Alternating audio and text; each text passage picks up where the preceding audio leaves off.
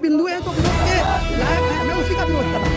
अब मैं वो सामान्य वर्ग के साथ अगर भेदभाव होगा तो उसके लिए SC/ST एक्ट लागू होता है। एक्ट का मैं कौन सी सजा दी जाएगी अगर उनको आलोक गलत हो जाति के आधार पर बांटे SC, OBC और जनरल कास्ट में जाति का भेदभाव करें तो हम उसके लिए भी तैयार हैं।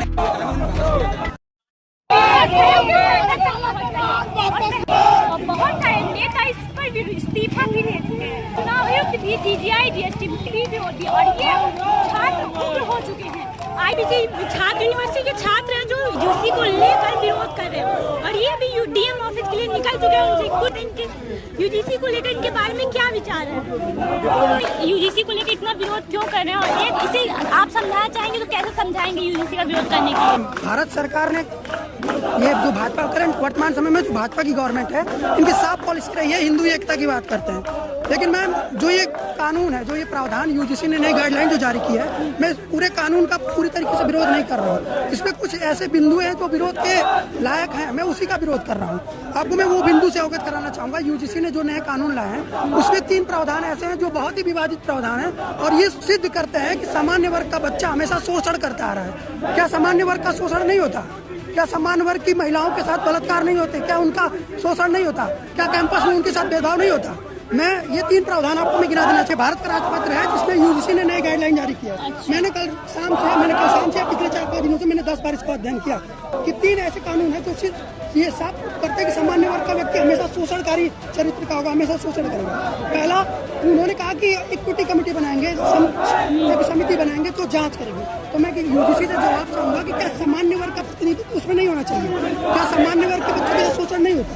मैम, कोई भी व्यक्ति कितना भी शिक्षित हो जाए उसके अंदर जातिगत भावनाएं बहस रहती हैं। क्या आपको नहीं लगता कि इक्विटी कमेटी में यदि अगर सामान्य वर्ग का आदमी ना रहे, सामान्य वर्ग का प्रतिनिधि ना रहे तो उस जो व्यक्ति जिसके ऊपर आरोप लगे हैं वो निष्पक्ष उसके आरोप का जांच हो पाएगा? नहीं हो पाएगा। तो आपको कहना है पूरे विरोध नहीं करें पर जो 3 लाइन गाइडलाइन है उसका दूसरी बात ये है मैम, SC, ST, OBC के साथ भेदभाव होगा तो उसके प्रावधान किया गया। तो सामान्य वर्ग के साथ अगर भेदभाव होगा तो उसके लिए कौन सा प्रावधान किया गया? दूसरा बात मैम। तीसरी बात ये सबसे बड़ी बात है मैम, इसका मैं ऐतिहासिक परिप्रेक्ष्य भी आपको उठा के दिखा दूंगा कि जब 1989 में SC/ST एक्ट लागू होता है, उस एक्ट का मैं खुले दिल से स्वागत करता हूँ। किसी भी जाति के आधार पर किसी की मानव गरिमा का उल्लंघन करना अच्छी बात नहीं है, लेकिन ये आपसे, मुझसे और जनता से ये छिपा नहीं है कि SC/ST एक्ट का गलत व्यापक स्तर पे गलत उपयोग भी हुआ। आप कई सारे मामले देख सकते हैं, लखनऊ हाईकोर्ट मामला, इलाहाबाद हाईकोर्ट मामला, या अभी हाल फिलहाल में सबसे ज्यादा हाईलाइट मामला है विश्वविद्यालय का मामला। मैम, आपने देखा ना।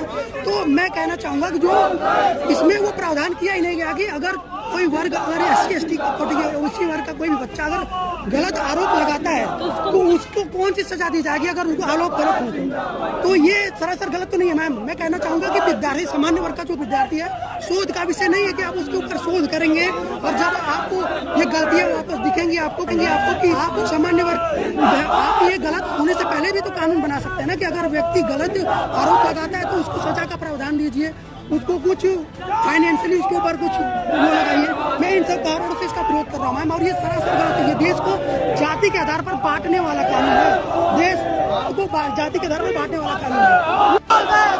तो इनका मानना है कि हमारा UGC पूर्ण रूप से विरोध नहीं करे पर उनकी कुछ गाइडलाइंस है जो विरोध करने के लायक है। और कुछ लोगों से और UGC के बारे में बात करते हैं। आप काला कानून को किस रूप में दिखाना चाहेंगे कि काला कानून कैसे है? ये स्पष्ट तौर पर सरकार की एक छद्म नीति है।